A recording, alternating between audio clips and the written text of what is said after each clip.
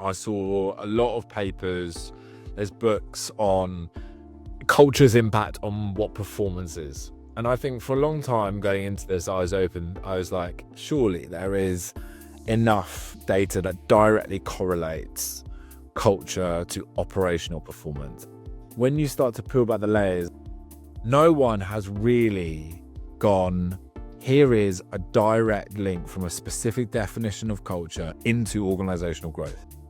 Welcome to People Powered Strategy, the podcast where we sit down with the minds shaping the future of work. Every week, we bring you candid conversations with chief people officers and HR leaders who are driving business outcomes by putting people first. In each episode, we dive into the real-world strategies behind employee retention, talent development, and organizational growth, getting into the nuts and bolts of building HR systems that don't just support the business, but propel it forward. Hi, Nick. Thanks so much for joining us on People Powered Strategy today. Anthony, very, very glad to be here. So why don't you, I'm sure our audience would love to hear a little bit more about yourself, kind of your current position, and what sort of led you to your current position as well? What led you along that path? Crikey. I have a very squiggly journey into landing in a people profession. I suppose currently, just to give you a whistle-stop tour around what I'm up to today, is I'm the VP of Learning and Culture at an organization called Avalere Health. We partner with the healthcare industry to get care to as many humans as possible through marketing, consultancy services, medical communications. I look after how people think and feel at work is kind of like a very quick synopsis of my job title. I grow the business while giving people joy. That's one thing I do. Another thing is I'm currently a PhD researcher in HR and organizational behavior at the University of Kent. I'm a dad. I'm a husband. I'm dyslexic. I am an avid United fan, and every single sport I kind of watch, play, and shadow play everything. I'm forever like throwing pretend golf clubs in the air or fake dart. So yeah, and I'm just absolutely obsessed with how we can make work more remarkable. I think that is my goal and purpose and why I'm on the planet. So how I got to here is very, very squiggly. Before this, I was the head of HR at a tech company in Manchester. Before that, I was the global head of L&D at a retailer, a tourism retailer. So I got to travel the world to basically play on tourist attractions, which was fun. Before that, I was quote unquote a professional actor.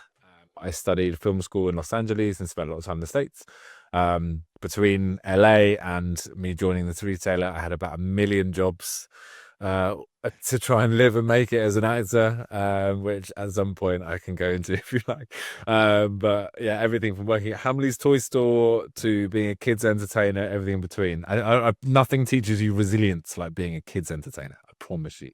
Yeah, true. I was a teacher of young kids at one point. And yeah, definitely you learn how to be humiliated and fail in front of a lot of people. That's what you learn, I think.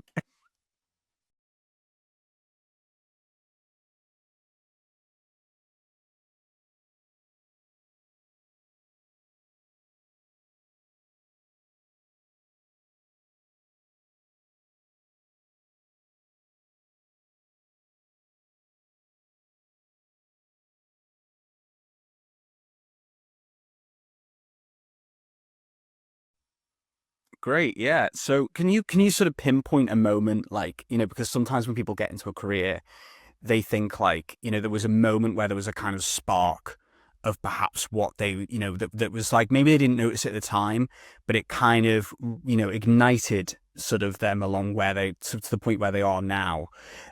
Or it was like a kind of revealed what they should be doing or sparked off an interest or something. Was there a moment sort of in that squiggly journey where, your kind of interest in leading people, in developing working cultures was kind of, ignited or sparked off, or whatever you want to call it? Yeah, cool. I don't think there's ever one moment you can pinpoint you fall in love with something. I think it's just like, it's the same sort of analogy you term when you have a long-term relationship, right? There's not one moment where you fall in love with your partner. There are a series of things that build up consistently over time that makes that happen. But I think there are definitely inflection moments. There was, for example, back when I worked for this organization, this tourism retailer called Magic Memories, and I joined as a lifeguard right? I was still trying to be an actor, selling photos at London Aquarium.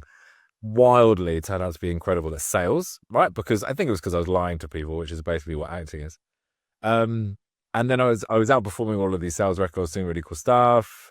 At the same time, an agent's going to auditions.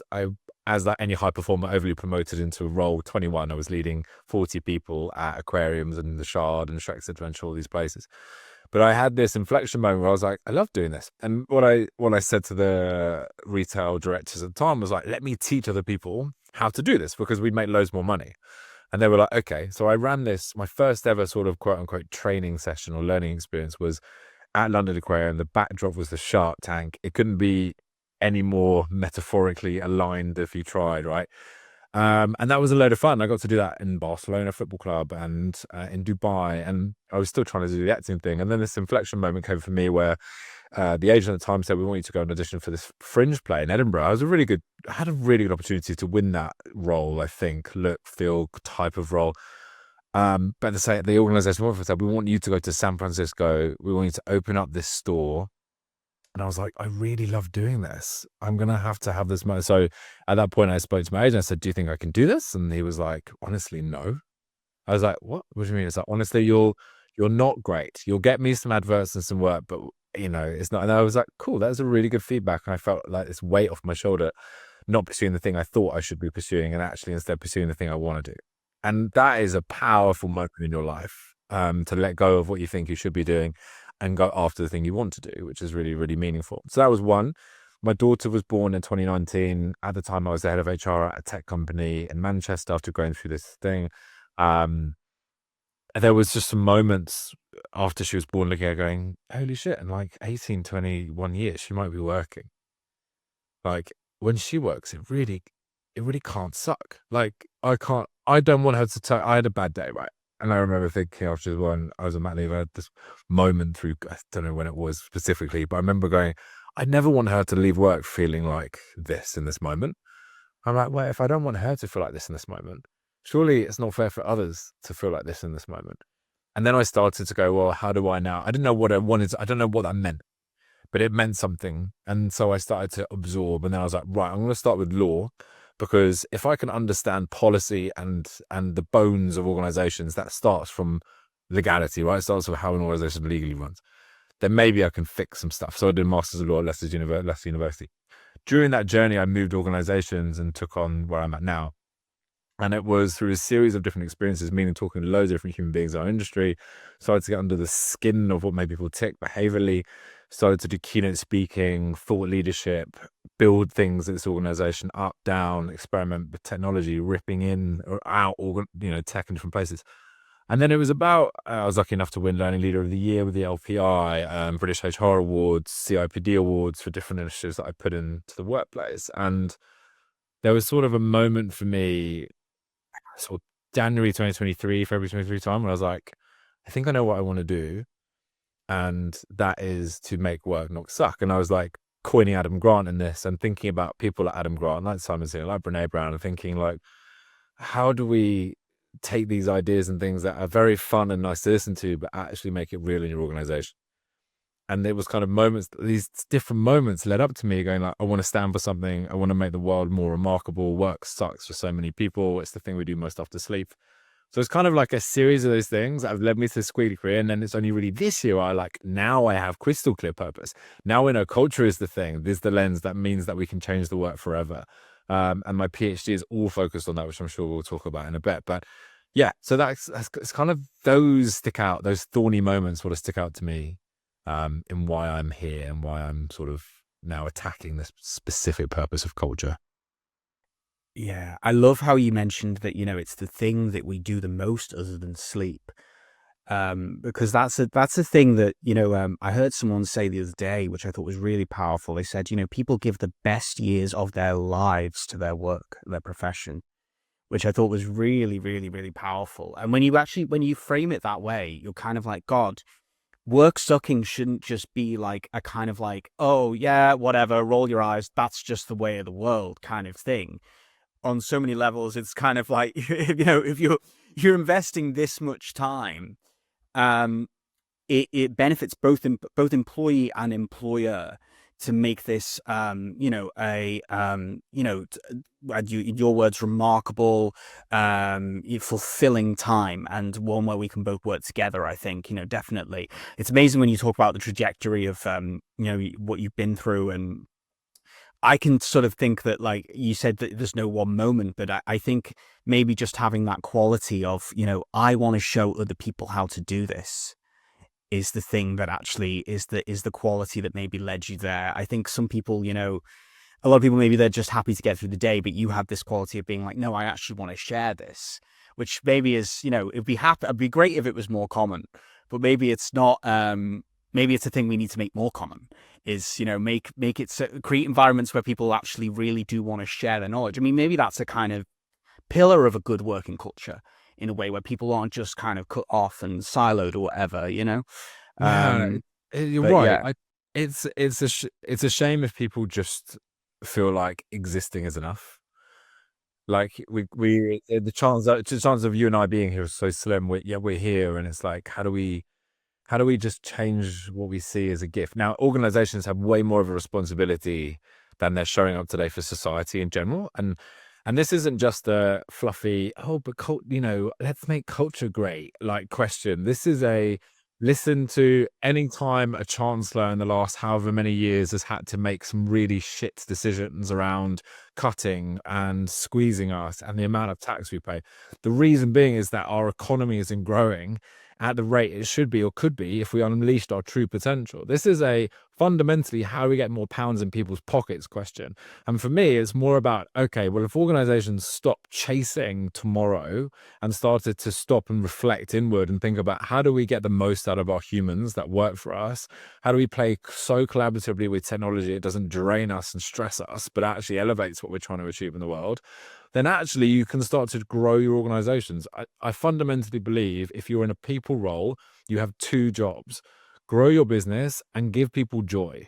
Like, you are in this privileged position. It doesn't matter if you're in talent acquisition, L&D, in people ops, or partnering, or a CPO, it doesn't matter. Your role is to grow your business so you can grow society around you, but also give your people joy. So they leave at 5 with way more energy than they started at 9. Like, give them that. Like, you owe them that. Like, you're in this position, you're an adult, you've chosen where to go. So you've got to now step up and own that and find the joy to do it. So, but culture is the thing. Lynch is yeah, and it's not about being a saint, is it? Like, it's the kind of thing that, like, I was saying before, it's remarkable wanting to share knowledge with people, but you can look at it also as in a kind of like, you're not going to get the best out of people. You're not going to thrive yourself unless you can do that with other people. Unless you can bring out the best in other people, you're not going to get the best results. So I always think that, like, it's not super altruistic, and it's also not kind of, just a very kind of utilitarian way of looking at a business. It doesn't have to be one or the other. The two actually go hand in hand, don't they? If you can bring out the best in people, your business does better. People are happier. You have a better company. I mean, it just stands to reason, doesn't it? yeah, I think 100%. It's the reason why I chose to research what I'm doing is there's two feelings. Like, I've been through both of these feelings, and they are so overwhelmingly powerful. When you stand in front, or you're in a team meeting or a town hall, and your CEO or leadership team turn around to you and say, unfortunately, we're having to make some cuts, we haven't grown, we're static, we're stagnating. The feeling of dread that gives you is like, oh my God, am I going to lose my job? I'm at risk, my family, my friends, my partner, what I can't do these things I want to do in my life. Versus the feeling of an exec team saying we're growing and we're getting bigger and better, and we're going to pay those bonuses, we're going to give you experiences. It just outweighs anything that we can do, growth, lack of, or when you have it. It's just the most powerful emotion that you can provide people. So we have to figure out how we get more of it without relying on luck, which is what a lot of places do. Yeah, absolutely. So you speak, you mentioned you've done keynotes talks on, making work feel good again, and not through perks, but through culture. I guess that means that, like, that's kind of baked into the way that we work. It's not just a bonus. But I imagine, you do face a lot of cynicism. And I think, and the reason for that is I don't think it's people's fault. It's because a lot of companies will say that they care about people, right? And they'll do a lot of talk, and then the way that they treat people doesn't always reflect that. And it makes people cynical, I think, sometimes. What do you say? How do you challenge that? You know, when you get your naysayers saying, well, that's all very good and well, but is this actually practical? If you can give me like a little snippet from like, you know, one of your talks, how do you challenge the kind of naysayers and the cynics? Really good question. Some of my favorite humans as well, right? The people who want to challenge and question things as ways to do things. The problem is we've been defining things like culture and engagement in the same, my version, well, my thought is the wrong way ever since they've sort of been conceived.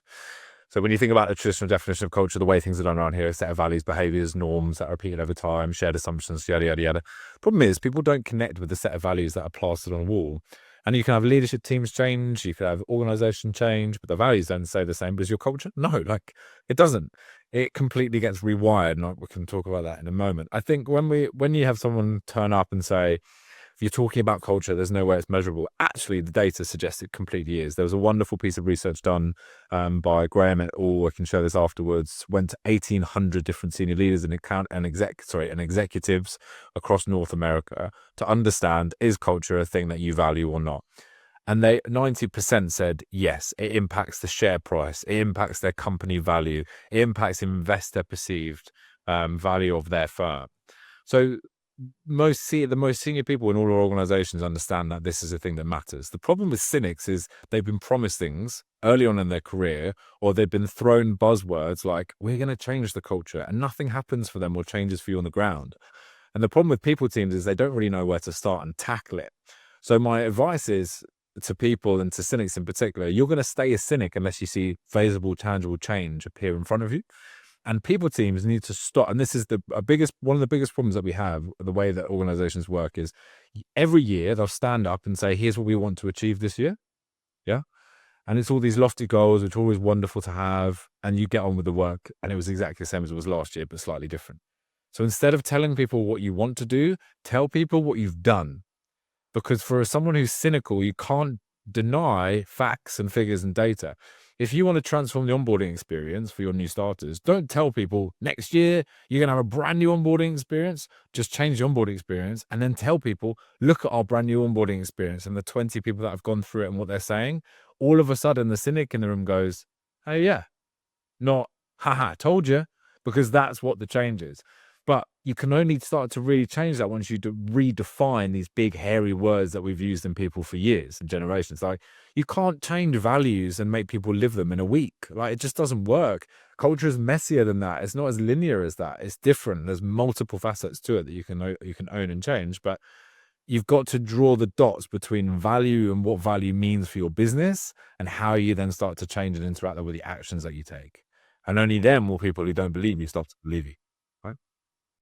Absolutely, yeah, I couldn't agree more. I also think as well that people treat it as a thing that you can just implement all at once, you know, and they don't realize that it's like they don't realize it's like a garden that needs tending, right? It's like something that needs to be cultivated and tended to again and again and again, especially with something like people as unpredictable as human beings.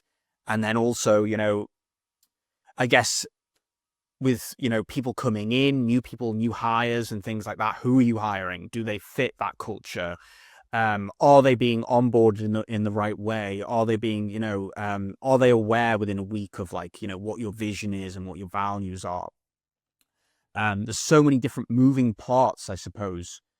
So you can understand how it has to be a very rigorous process and also how it can go wrong because it's really, really, really difficult to manage. I wonder if you could maybe speak about that a little bit. Like, what do you see as being like, what do you think is like the most common mistakes that people make with this kind of thing? Like, what is the overlooked factor maybe in kind of developing working cultures that people miss that leads to things going awry?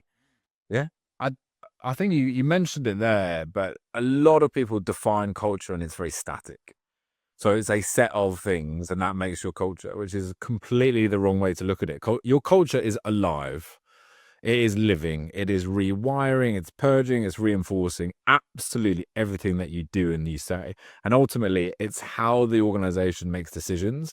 It's how it frames failure. Is failure something that gets banked, remembered, and used to fuel growth? Or is failure something that gets punished? You sweep it under the carpet and you pretend nothing ever happened. All of these moments, actions, once, twice, repeated, start to reinforce your pattern. I call these patterns, right? Start to reinforce the wires that take place, and they build these cognitive maps. And that is consistent throughout everything that you experience. And one of the big issues that organizations have is they focus it as a HR thing as well, right? So we tend to say our HR are cultural custodians and will implement values, and hiring people along with our culture, but no one can define what their culture is. Ask a room full of hundreds of HR professionals 3 words to describe their culture.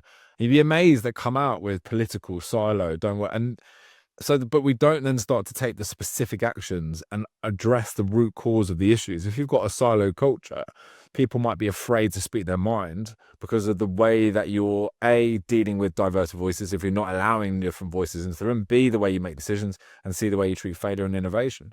So people end up just staying in their box, not wanting to rock the boat and just getting through. And we say we've got a productivity problem. Of course, you're never going to drive growth if people don't take risks in order to change what their product is, what they're offering, or how they're interacting with customers and clients. So the first step is for people, professionals, to go, can we redefine it?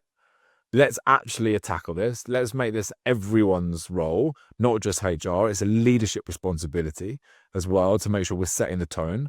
And then let's figure out how we're doing work and why work is happening a certain way and why specific decisions are getting made. But take the pressure off to try and land at a destination. I think everyone is striving for this. I mean, I balk at it sometimes, but we often throw around this high performing culture word, right? Everyone wants a high performing culture. Define it for me. If I was to talk to a CPO a few weeks ago and they said, how do we get to a high performing culture? I said, define high performing culture for me. And they were like, well, where everyone is doing their best, right? Define best. And ask 2 questions and it stumps 90% of people before you get into a definition. So the first thing is you'll define, how do you want people to show up? What are the things you want reinforced in your culture? Values are important, but they only form part of what it is you say to the world and what you believe in the world. So you've got to realize that culture is multi-layered and multifaceted, multi-domained. So redefine it, be very crystal clear what that definition is like, and then consistently act on it. Tell people what you've done and drive that drumbeat. Like I go back to the beginning, there's not one thing that's going to make your culture. It's consistency that actually drives and delivers a culture. Consistency of actions. Yeah, absolutely. Absolutely. And I think it's difficult, isn't it, to sort of, there can be no one definition in that case, isn't it? I think it's all the only real firm definition that you can give is that you just have to establish it. Like whatever it looks like for you has to be in place, and it has to be imparted or shown through actions, I suppose, is the most important thing. Can people see it? Can people define it? I think is really, really important, definitely.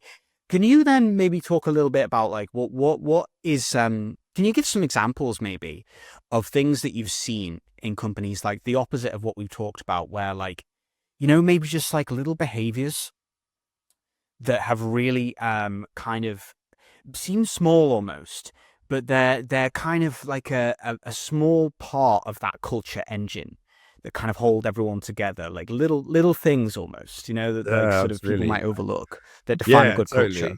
In your culture, I mean, interesting. Go back to the definition of it. I define it as like the organization living brain, and it's through maps, wires, patterns, sparks that fueled by experience. I think what we experience is the thing that shapes and fuels your culture. So, for example, one of those little things is names. I was doing some research on names recently. So the importance of names. So if I refer to you as Anthony consistently throughout this podcast and I keep coming back to your name, you feel that sense of trust with me. So leaders who know, and it's like, if you're a leader, never say I'm really bad with names, for example. It's something I used to fall in this trap years ago. I was like, I'm really rubbish with names. I'm so sorry. Learn people's names, learn how to pronounce them correctly. And all of us, like, honestly, it's incredible. You see the uplift in people's eyes and faces when you refer to them by their name. Names are so personal. So leaders who are consistently calling out their people by their name frequently is really important. I've seen that work wonders in small groups who just want to build up relationships and trust. When you have high levels of trust, you can build psychological safety, you can innovate. So names are important. The other thing is, how does your boss's boss treat you? So I see this a lot is, how does your manager's manager treat you? Do they reach out to you? Do they check in with you? That will tell you a lot around the hierarchy and the importance placed on hierarchy in your firm. So if you never hear from your boss's boss, then maybe the hierarchy is incredibly rigid and there is a span of control that will probably stifle and kill innovation. If you're frequently in contact with your boss's boss and they are human towards you, when I say human towards you, they care about you, they ask you how you are genuinely, they don't ask you how you are, then very quickly tell you everything that's going on with them in their lives. They are genuine, then again, that tells you you've got a healthy culture within that micro culture within the team. And bear in mind, when we talk about culture, your organization, no matter if you're 20 or 20,000 people, there will be pockets of micro cultures that form your larger one. Some will be incredibly strong, some will be incredibly weak and unhealthy. That tells me boss's boss speaking to you, yeah, that tells me great. People using names frequently, that tells me people managing and balancing transparency without oversharing is incredibly powerful in your culture. We can't give salary increases because we're not doing that great. It's so much better than saying there's no money, sorry, not sure why. Or going, we're on the brink of collapse. I'm so sorry, we're gonna go out of business next Tuesday. You know what I mean? It's to being able to balance the transparency with oversharing is a sign of a healthy culture. I think when it comes to some of the really cool things I've seen other organizations do is, how do you allow people to spend the time that you have them for?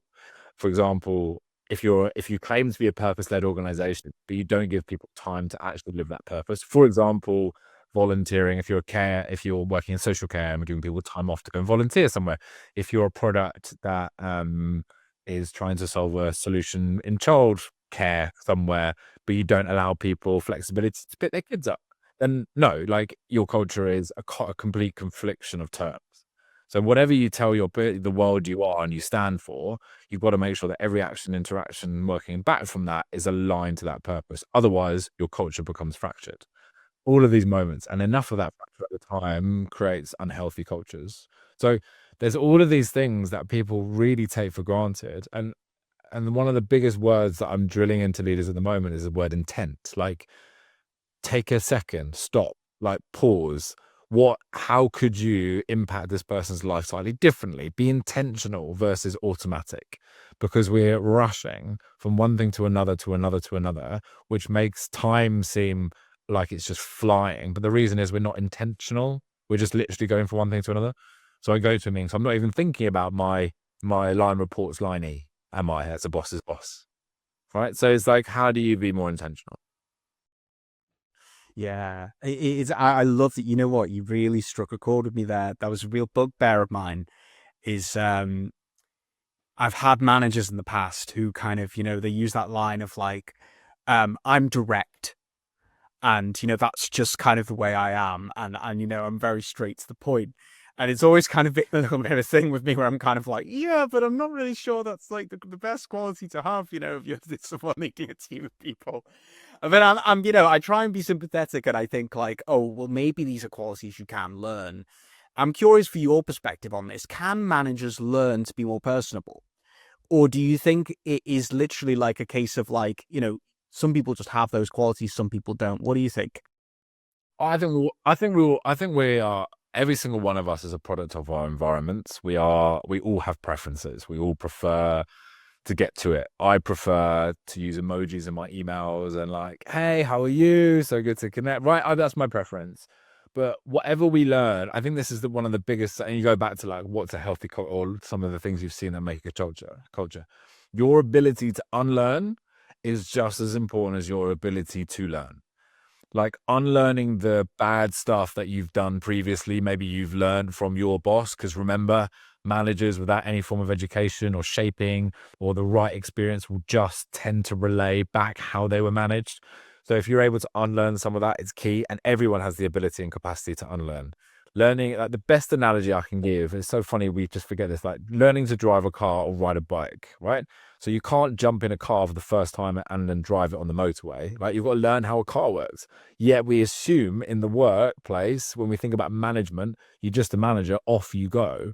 Problem is, like, You've got people absolutely knackering the clutch, killing the gearbox, brakes are shot, crashing left, right, and center because we've not given them the tools to drive the car properly. So everyone has a preference, right? Built up of how we were raised. Honestly, it goes back to childhood psychology, all of that. We all have preferences in our life, but really, absolutely everyone can tweak, unlearn, become out of things with a bit more of a beginner's mind and reshape how they lead and manage. Every single leader has a brush and is a culture designer. It's just the ones that have intent, imagination, are willing to unlearn, who are going to create cultures that are super healthy for people to thrive in. Leaders, managers who are robust in the way they think, unwilling to listen to perspectives, take feedback on and role model that and create that safety for people to speak freely, will engage in crappy microcultures which will just impact and inflect.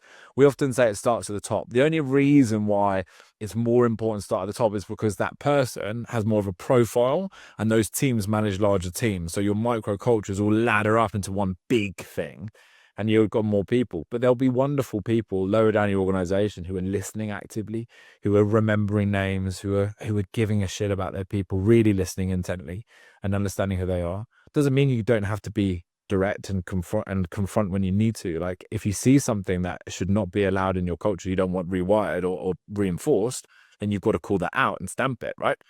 But you don't have to do that at the risk of being an arse. Like you can still do that and give people meaning and purpose on their journey. Like, yeah. I couldn't agree more. Let's talk about your PhD research.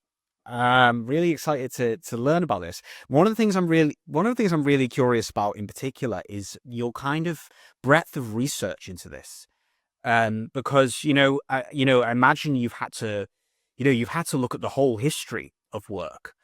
My question to you, I'd imagine so anyway. My question to you is like, have you managed to uncover? Have you looked at like what, like when I guess like working culture became a thing on people's minds, on people's radar, when it became a thing that people were actually felt they had to be concerned about?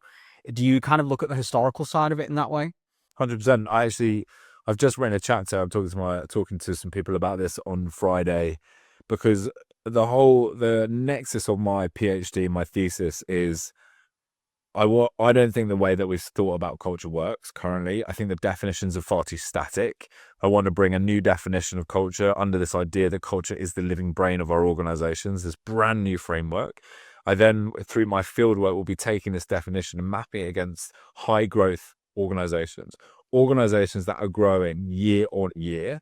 I'll take all of that field data and research, then provide a blueprint, again, mapped against these new domains, this new definition of cultures. So any organization to pick it up and go, oh, that's what they do when we talk about maps or wires or patterns or sparks, right?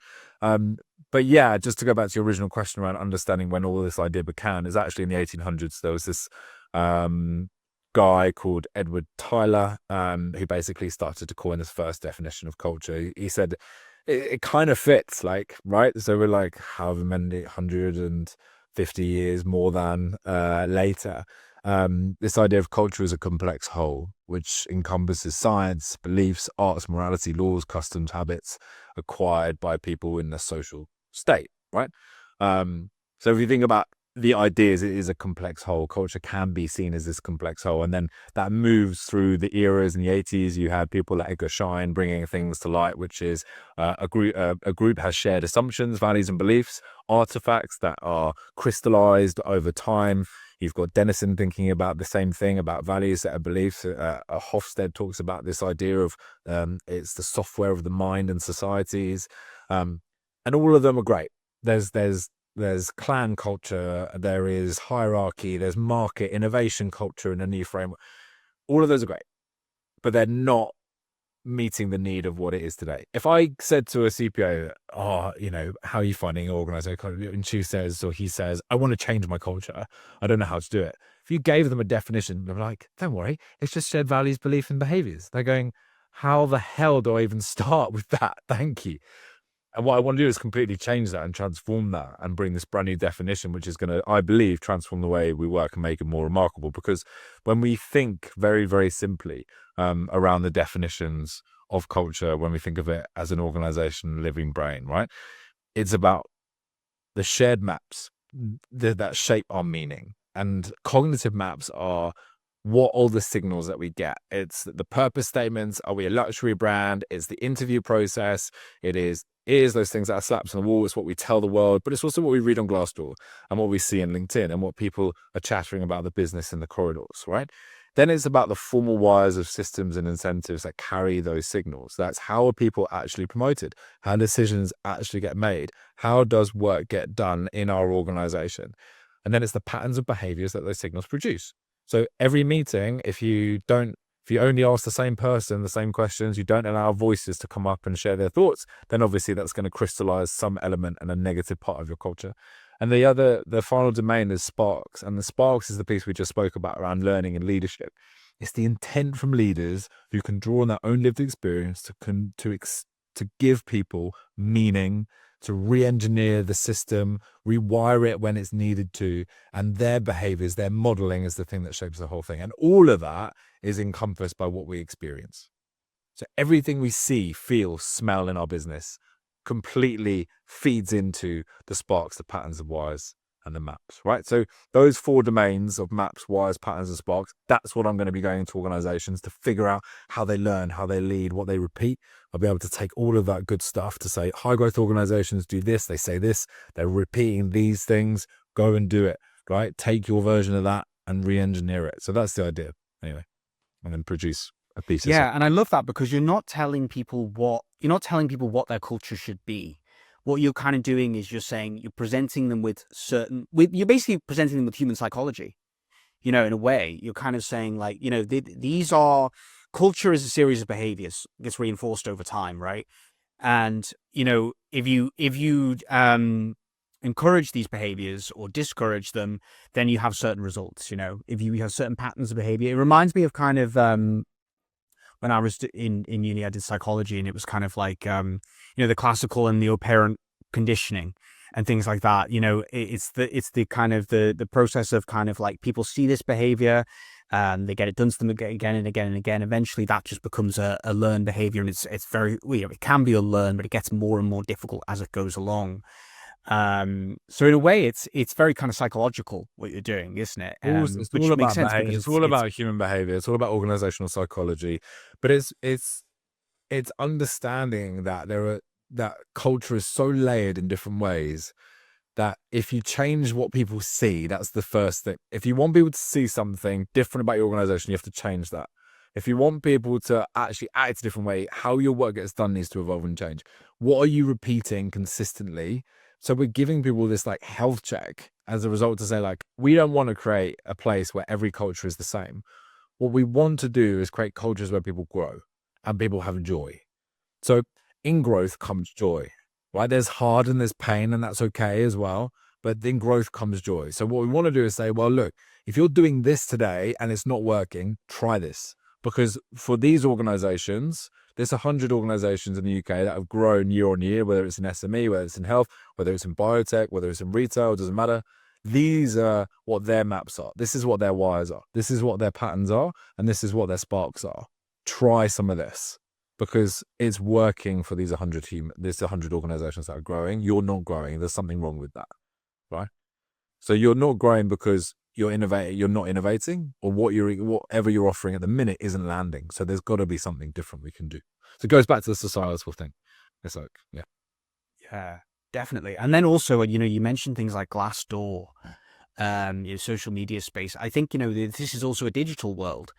And I love that you brought that up because I think that's really impacted work culture, actually. I don't know if you agree or if you've seen this yourself. Like you just mentioned how the old models of culture don't work. They definitely don't work now because of, just how online everyone is and how online work is and how global everything feels all the time. I don't know if you experienced that yourself or if that's something you've looked into in your research. Yeah, 100%.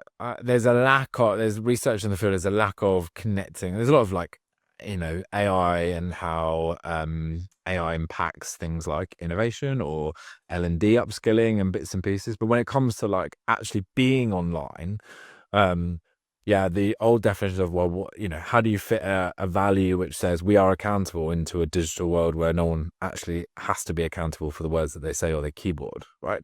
Very difficult to do that. But and I go back to this point of maps, which is the stories that we tell ourselves. Before you join an organization, now everyone is researching, right? So you do all the research, you look at Glassdoor, you look at LinkedIn, you look online, you do your whatever that is, you're constantly drawing the story in your head. And when you join the business, you continue to draw the story. Your map just evolves and changes. And everything you see, one of the worst things about the way we work digitally at the minute is that we're so quick to believe everything we read, right? Because we're so quick we're not like slow reading things and being autonomous in our research. I had a really interesting article from MIT around like ChatGPT is just actually making, if we don't use it properly, it's making us dumber, right? Because we're allowing it to do all the thinking for us. We're not actually critically thinking about stuff. So we run this horrible risk of creating this terrible cognitive map that everything's rubbish and bad and woe is me and sorrow, instead of actually using cognitive planning and actually just thinking deeply, critically about what we're reading and hearing. But yeah, exactly. Yeah, definitely. I totally agree with you. I think can you talk maybe a bit, because, when you go into sort of research, if the research is honest, I suppose it's like you go in with certain assumptions. We can't help it, can we? We all have assumptions. And then I guess the good research is when is predicated by people being open to surprise or open to new discoveries and things like that. Can you talk about something in your research that completely challenged assumptions that you had and that really surprised you and has changed the way that you think about culture now and that you're going to take into your future work? I think on the surface, I saw a lot of papers. There's books on culture's impact on what performance is. And I think for a long time going into this, I was like, surely there is enough data that directly correlates culture to operational performance. And you know it. Like when you think about it, you've got like culture eat strategy for breakfast. Everyone knows a poor culture. But honestly, like when you start to peel back the layers, and I have deep research, and I have about 50 pieces of papers in my lit review ready to rock and roll and synthesize, and no one has really gone, here is a direct link from a specific definition of culture into organizational growth. They talk about performance holistically, but they don't get under the skin of growing organizations. And it amazed me that the lack of correlation exists, honestly. So it's like, why that made me pivot and change is that we are desperately crying out for correlative data that says this culture results in this level of organizational growth, and this is why. We know it adds value, but at the minute it's perceived value. It's like I assume that it adds value because it's just what we kind of know about it. And I think so much is staying superficial. Not enough is going really deep into the definition of the nitty-gritty within these organizations to experiment, to find out. And so, yeah, that's what's caused me. So changing assumptions, actually going through this, because originally I thought I wanted to just find out the link between learning specifically culture, and now it's all about no, like I am going to be I want to be the world leading authority in the space of culture, right? That's my lofty, big, hairy goal. That's what I want to achieve. And to do that, I think the assumption was there's not enough correlative data that we can arm people, professionals, to go into their boardrooms and say, ha, it's this. Like it doesn't really exist, and it's hard to find. The other thing I found out was that academics are wonderful people, but really, really bad marketers. Because there's some really good papers out there. Like there's 18,000 study that shows the value of culture is really important, or personality and traits influence how people perceive culture. All these kind of things are brilliant papers, but they're not read by more than like 1,000 people, only in academia. And you're like, the world kind of needs to know what you're saying, guys. Right? What are you doing? Yes.